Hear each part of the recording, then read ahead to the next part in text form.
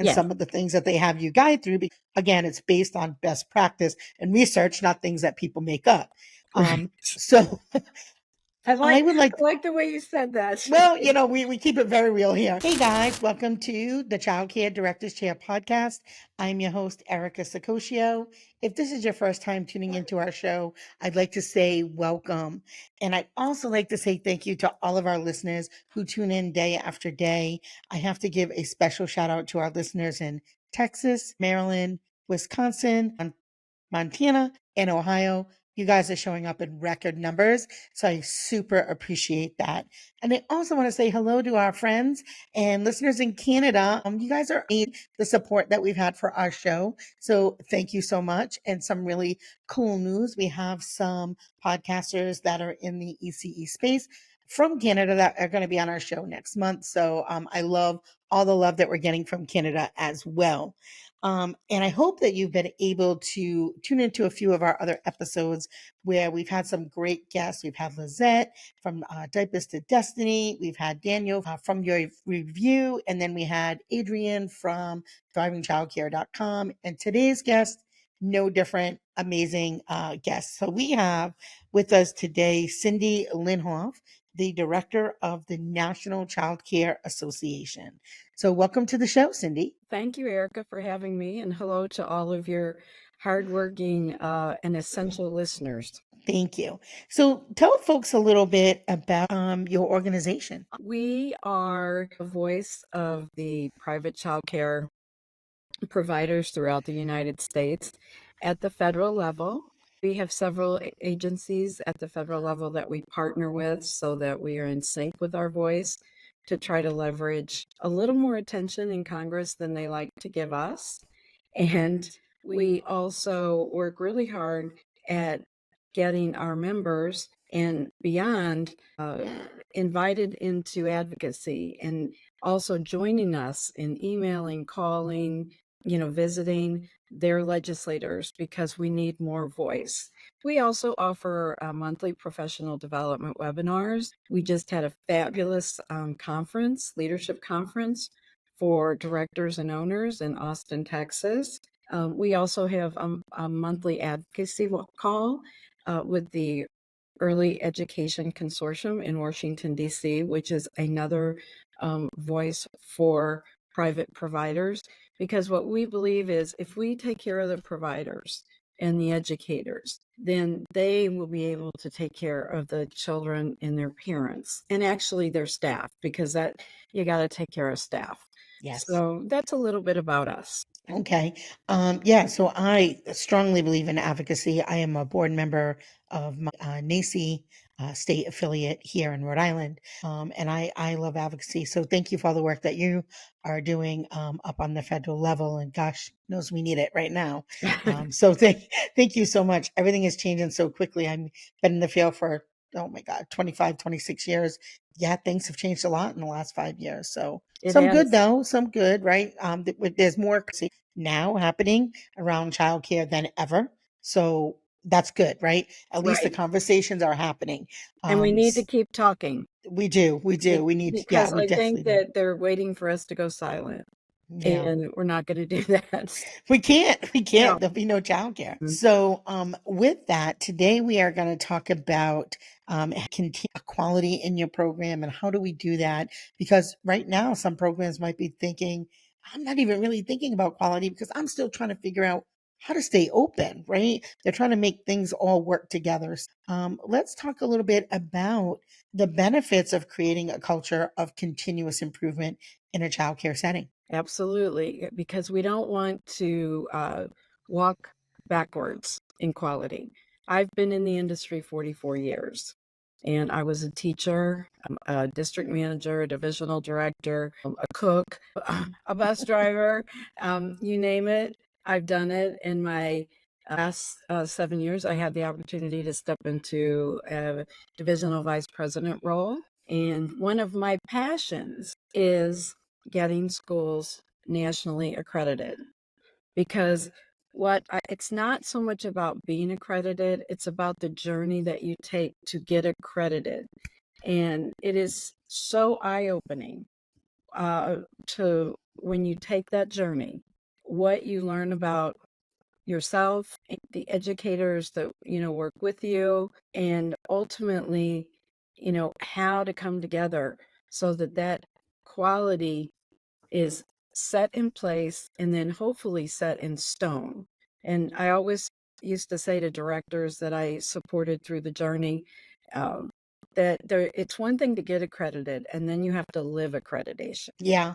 So I 100% want to support that message. So my team and I, several years ago, we went through the after school accreditation through the National After School Association. Mhm. And I agree that by the end of all of that work that we had put in, the teachers, the family, even the children, because they were school age, they had a big impact on the decisions that we were making in the center. Mhm. When we were done, before our visit, we all kind of looked at each other and said, whether we received that paper or not, we felt so good about the work that we had done. We had validated ourselves.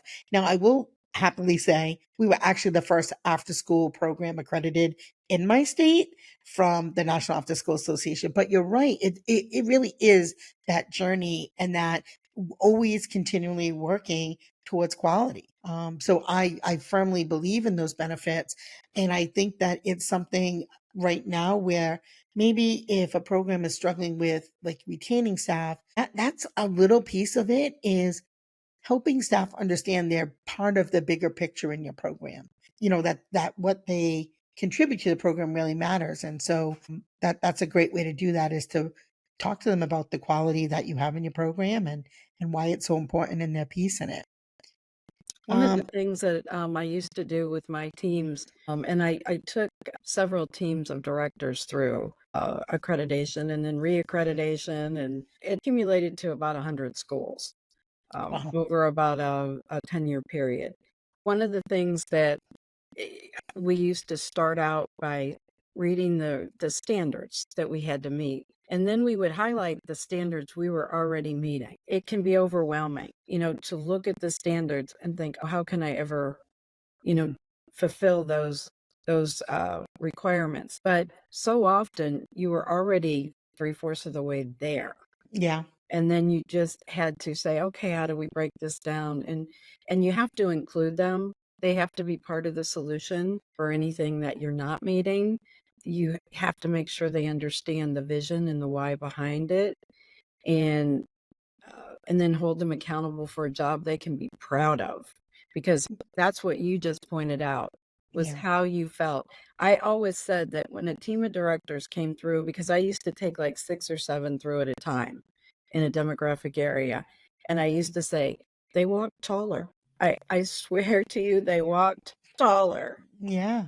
And I think it's so important. So since you've worked with so many schools, and there's so many directors that listen to our show, how can you, or what guidance would you give them in terms of how they can effectively communicate this importance of quality to their staff? Well, I think first of all, you always have to be the example.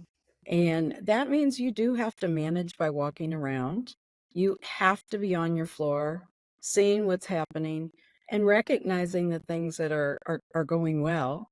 And of course, one of the things that I learned years ago as a director was you have to live licensing. I lived in a state where, and I worked in a state where they made 3 unannounced visits a year, and not every state does that.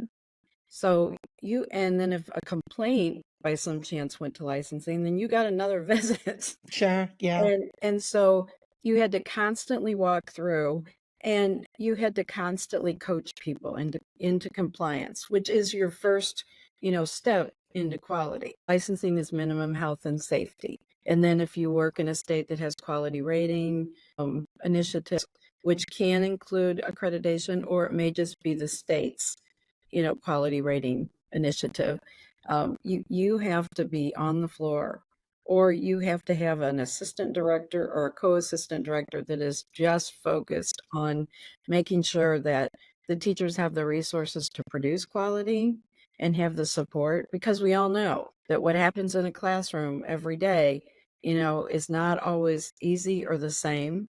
I mean, I always think one of the hardest things about getting accredited was getting all of the toddlers, you know, hands washed and sitting at tables and food served before they started cross-contaminating. Yeah. Yeah. And so you have to role model that, or you have to have somebody on your team. If you're more of the business end, somebody on your team has to own that. And again, you have to coach to it. You can't just train to it.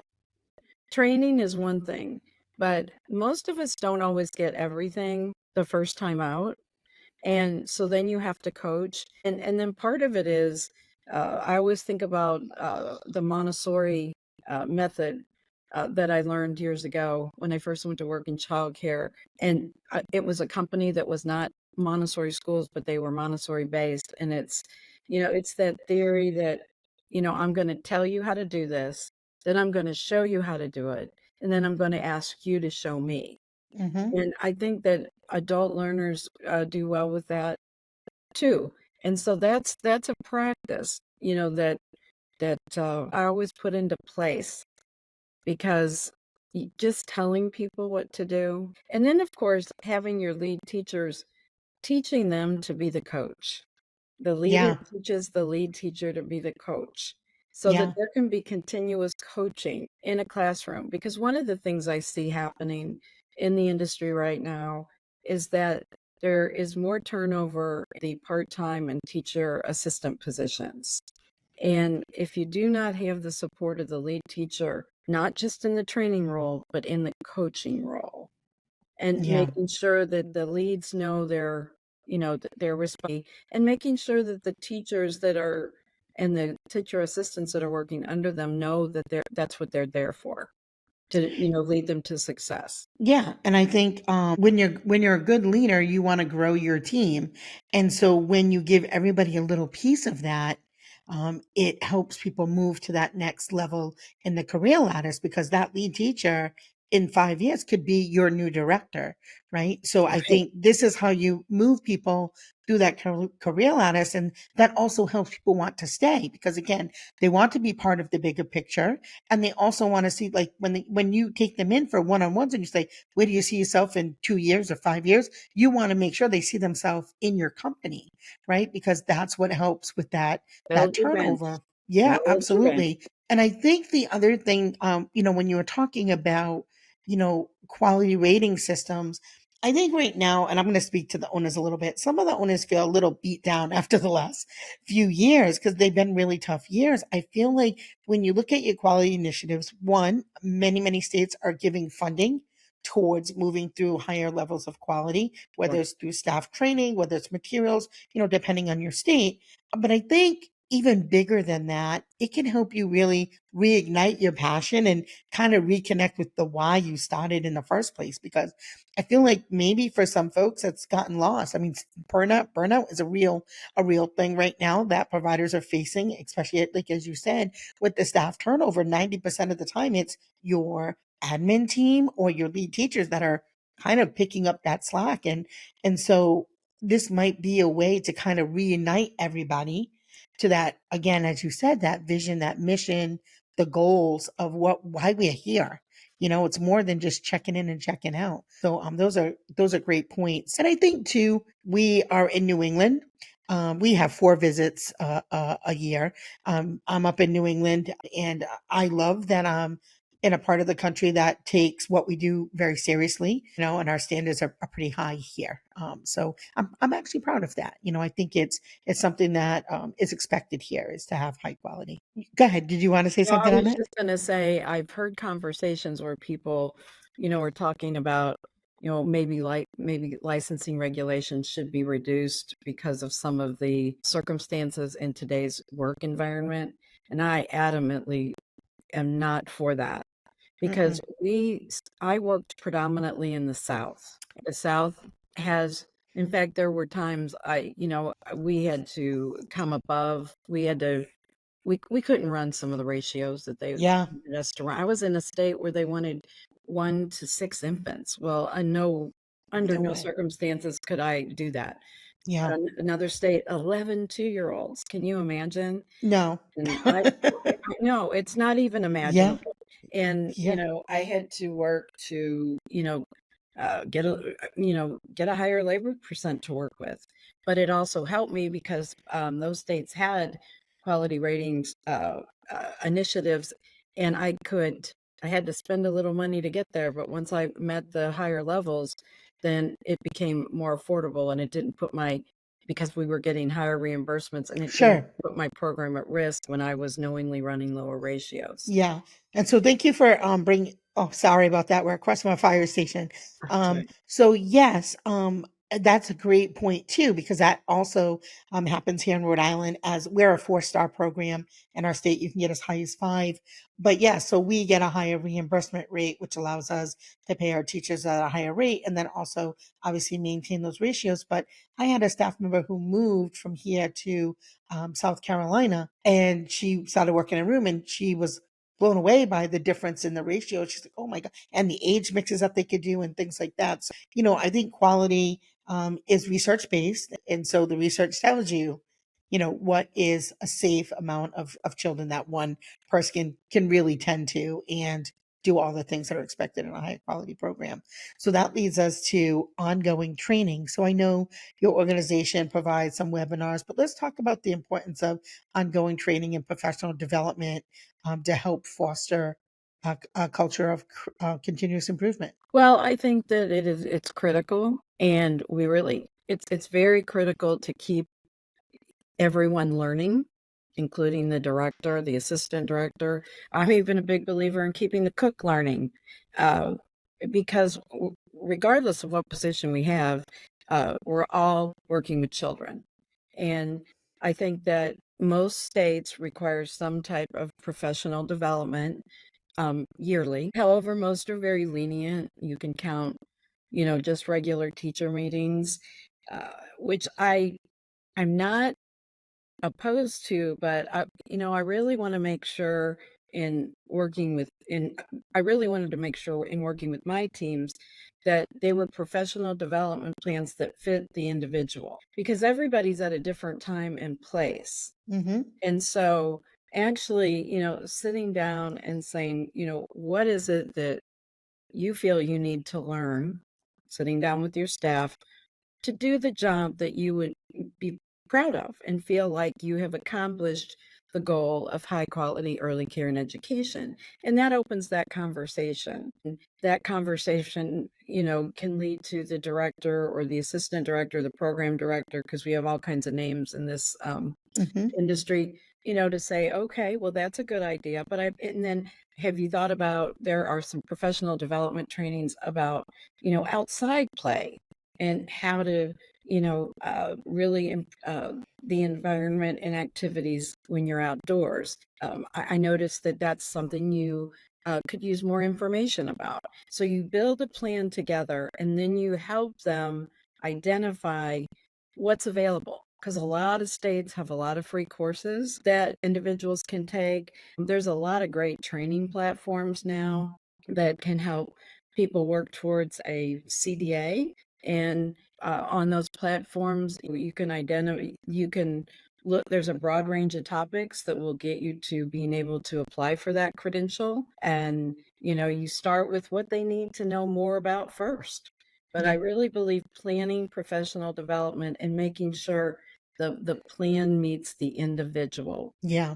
So I love that you brought up CDA. Our episode that was just released today was about the CDA actually. And you know what I found? I have 4 or 5 girls that are going through the CDA right now. And what I found when they started putting their professional development into their resource binder, they started to discover that they were really heavy in some areas, and then other areas like, oh my gosh, I haven't taken anything around this, because we tend to take things that we like or that we're comfortable in.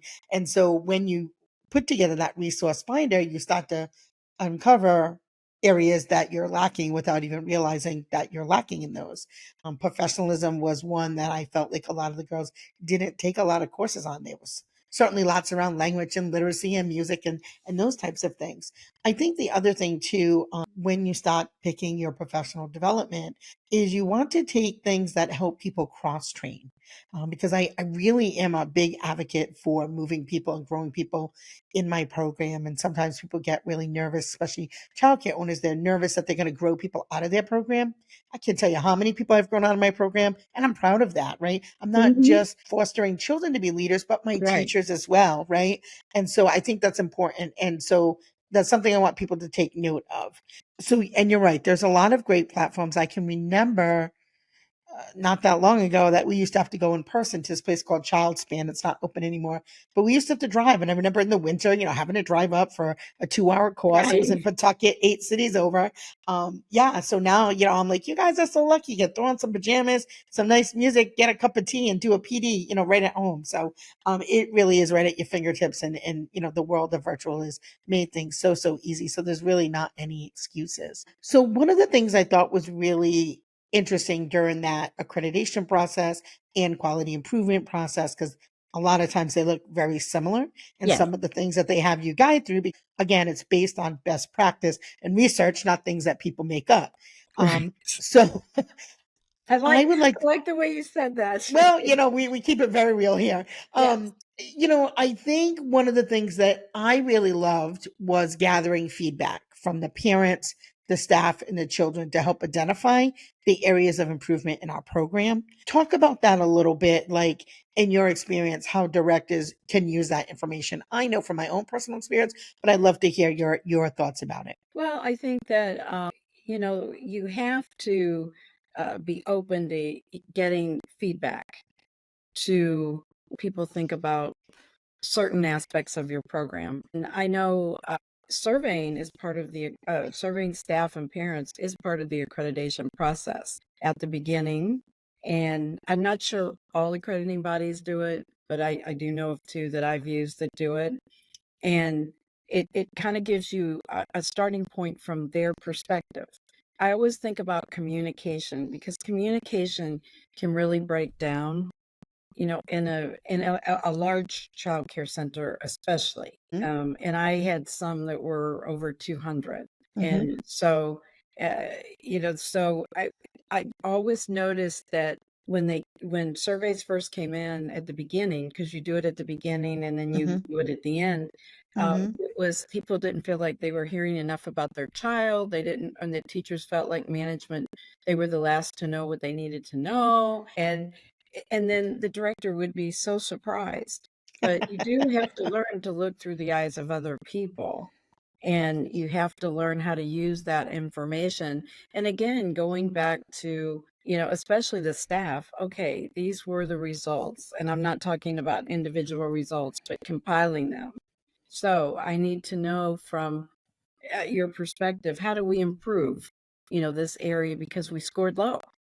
Yeah. And, the scoring came from you, so that's meaningful. Yeah, and I say things on the show that make people upset, but I feel like it's important to keep things honest. So the more that you're on the floor, as you alluded to earlier, and the more that you're coaching and having conversations with your staff on a regular basis, you will become less surprised with the responses because you'll already be in tune with a lot of what's going on in your center. The more Yeah. time you spend off site, or in your office, you're going to become disconnected. And you're right about having large programs or multiple locations. That also can be a challenge. At one point, I had 6 centers. For me, and again, everybody has their own whys. For me, it became too much, but not because of not being able to do it, but the things that were important to me as an owner, being able to know my staff, know my children, know my Right. families, being really truly connected, it starts to get diluted the more centers you have, and nobody's going to convince me otherwise because I'm just set in It's what I okay. know. It's It's what I know. okay. It's what I know, and we're just going to be honest, right? So I find that if you do have a smaller center, and it doesn't have to be super small, but a smaller center, it is a little bit easier to navigate quality ratings. It's a little bit easier to keep that communication because you're talking to those people all the time. A team of 8, it looks different than a team of 42 or 105, Right. right? You have a team of 8 or 10, you're going to know those people in and out, for good or bad, good or bad, but you're going to know them, right? And you're going to have that connection. So I think it's really important. And I loved getting feedback. If you're a real leader, I feel like I looked for the negative feedback. I didn't want the good feedback I gave to the teachers. Here you go. Here's all the great things. I wanted the negative stuff because I wanted to I really wanted to grow. And that's the only way you can do that. You can only grow with that information. And so I found of all the things as we went through accreditation, I found that more helpful than collecting, this document and that document and putting everything so they can, see all the different things, where's your newsletters? And to me, that was like, it wasn't That's the very, easy part. it is easy. And it wasn't very, for I me, it always, wasn't, in accreditation, there's people and paper. yeah. And the paper part is the easy part. Yes, The yeah. people To part me, is that the wasn't hard joy. part. Yeah, that wasn't life changing for me. It was like, okay, here they are, here they are, here they are. But yeah, the people part was great, and I really, really loved involving the children, as I had said earlier, because we had school age children, and so they were very much able to articulate what materials they wanted, what clubs they wanted, what snacks. Oh, they loved to tell me the snacks they wanted, and I loved that, and they loved being asked, and they loved being valued. So, when we talk about that, creating that culture, that does include your children, right? And you might Oh, have obviously, absolutely. yeah, infants and toddlers maybe not be able to tell you, but those pre-K kids can tell you whether they like animal cracker A or B. Oh, you know, they're highly opinionated about their they food. absolutely are. Um, Well, and we all do better sometimes when we are part of decision making and we get to make choice, and yeah, and that we don't lock everybody into uh, the same behavior and the same choices and the same opportunities. yeah. So, sometimes right now, as we had talked about burnout, how do we get, or how do childcare directors implement and encourage staff to buy in? Because some staff are like, I don't want to take on more. You want me to do more? Like, how can we get them? What strategies would you say we can get them to really want to participate? Because, and I know, going to a quality rating or accreditation is a lot of work. I mean, we talk about it like, it's not, but it is a lot of work. It is. So So, what would, because sometimes you got to change bad habits, and yeah. maybe it's not changing as much as it is tweaking. I can Okay. give you an example. Yeah. Um, in any CPA accreditation, and this I don't remember this about NAEYC, and I don't know why, but in any CPA, you have to use a burp cloth for when you're feeding a baby, or something to keep the baby from Vomit off your on body. your clothes, and Hmm. then passing that on to another Hmm. child, and you have to put a clean one on every time. Teachers sometimes would just get in a hurry, because there were so many things happening in the Sure. room, and they would forget that. And so those are little things, but they're really important to the health of the children and the staff. Yeah. Yeah. And so for me, it was always about saying, okay, look, this is a requirement, but it's a good requirement. It may not be in licensing, but it's in accreditation or QRIS. Yeah. And this is something to keep you and the baby, healthy, but mainly the babies, because they're going to transfer germs anyway, and we don't want to, do anything to expedite that or make it worse. And so, where do you think we can put the burp cloths so that the clean burp cloths, so they're easily accessible to you? Because that's one, sometimes it's just sitting down and saying, okay, what would make this doable for you? I do think there's a saying I heard years ago that it was good business is built on one conversation at a time. And I think that we underestimate the value of maybe a 3 to 5 minute conversation or coaching with the teachers, instead of just going in and saying, you got to have a burp cloth or we won't get accredited.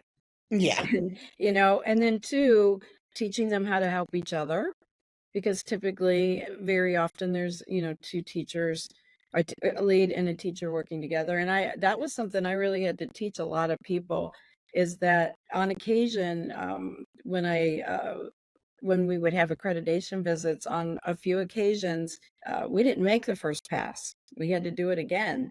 But I always celebrated how far we came. But Yeah. and in one instance, I remember that one of the afternoon teachers who was not as experienced forgot to, and this is a big one to me, wash her hands twice after a diaper change. Yeah. And so I asked the lead teacher, I said, did you know, did you by some chance notice was happening? Like she finished the change, didn't wash, went and picked up another bag. And she said, I did, but I didn't want to say anything because I thought that was, going to be a problem while I was being observed. I said, no, I said, it would have been really great if you had reminded her because Yeah. I said that demonstrates teamwork and And support. Yeah. and yeah, and that's part of the process because we are all human beings. Yeah, and she could have just went in and said, I know you're nervous and you're not used to having people watch you with a clipboard. I know it's nervous, but you know the protocol in our room is Right. XYZ. Right? So Yeah. I don't know. I wish it was simple communication and not just like meeting communication and not just, notes or newsletters to your staff.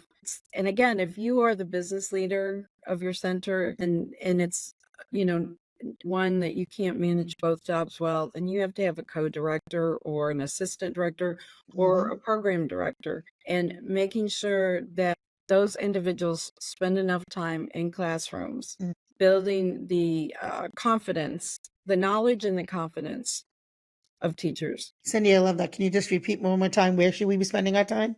in the Please say it again. classrooms, in the classrooms, building the confidence and the knowledge of the Yeah. individuals. And I think sometimes our turnover, has to do, and this isn't always, there's a lot of variables out there in turnover, Hmm. but has to do with the fact that we forget, you know, we're working in torque speed as Hmm. leaders. And we have to slow it down sometimes to help people get through.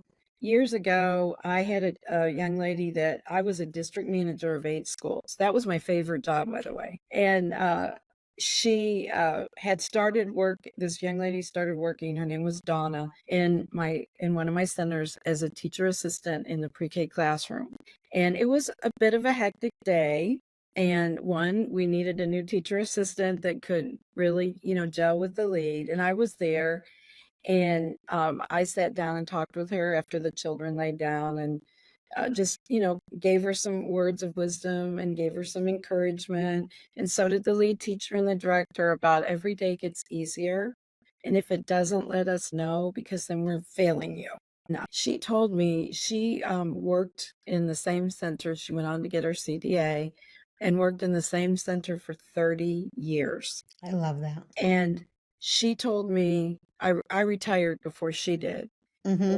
She told me that me telling her that things would get easier, and if they didn't, to let us know Hmm. each day because then we weren't doing our jobs. And she said, you are the reason I stayed past the second day. Yep. And I was just like, I love that. oh my gosh. But, I learned a long time ago, I can't watch all these children by myself. And I took this job and, I could leave it, but I don't want to. And so, and I wanted to treat people like I wanted to be treated. And I will tell you, I was, and I think there's value in this. When I went to work as a 3-hour a day preschool teacher in a school or a center, the lady that hired me was the director, and it was a center for about 90 children. She had a pretty long-term staff. Me and one other person were new. And this was before CDAs, it was before professional development. Hmm. But the company was Montessori based. So we had all these Montessori materials. We had books to read and we had all the centers. And I can remember the lady that she introduced me to, her first and last name 44 years ago, that was the person she put in charge of mentoring me as a lead teacher. And I Wow. always think she was a person before her time Yeah. because I used to see that be a big miss. But if it hadn't been for my director introducing me to the lead teacher that she had already trained to be that mentor, and to help me learn, because I had to learn how to use a ditto machine. Do you know what a ditto machine I is? do. Yeah. I Well, do. I'm almost 70. I'm pushing 70.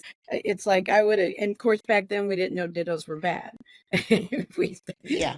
yeah. Once we learned they were not the way to go. Yeah. Yeah, we got, we didn't need a ditto machine anymore. Yeah.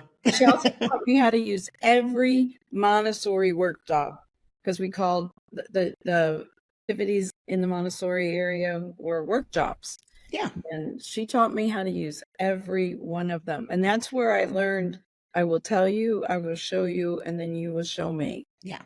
So, Cindy, I could talk to you forever. This is a wonderful conversation. Before we wrap it up, is there anything that I didn't ask you that you would really love to leave with the listeners? I always like to leave with them that before you give up, talk to somebody, because if you came into this and you entered it because you really, really wanted to be and work with children, but you are frustrated due to a lot of circumstances, maybe in your work environment or even outside of work, that make it difficult, don't just up and give up. Don't leave. Yes.